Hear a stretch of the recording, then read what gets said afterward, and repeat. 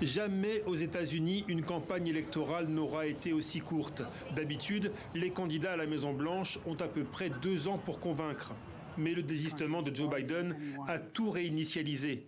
Oubliez le duel entre un président à la santé déclinante et un ancien président déterminé à se venger. L'affiche a changé. Désignée en quelques jours candidate sans attendre la convention démocrate dans un mois, Kamala Harris n'a désormais plus une minute à perdre. Soyons lucides, nous avons un combat à mener. Nous avons un combat à mener et nous ne sommes pas les favoris dans cette course. Le niveau est fixé, nous sommes les outsiders.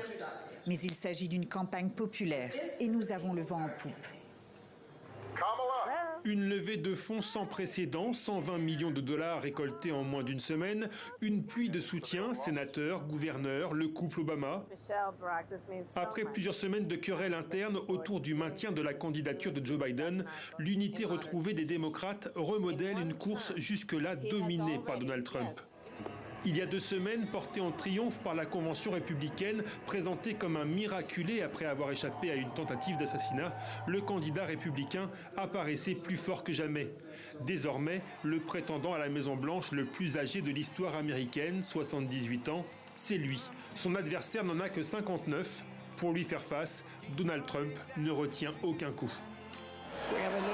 Nous avons une nouvelle. Nous avons une toute nouvelle victime. Et honnêtement, c'est une folle de gauche radicale.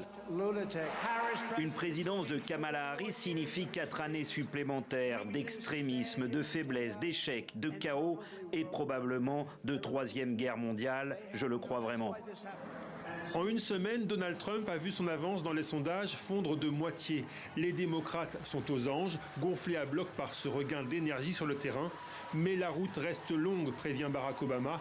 Au risque de gâcher la fête, l'ancien président a tenu à rappeler une évidence. Malgré la Kamala Mania, Donald Trump reste le favori.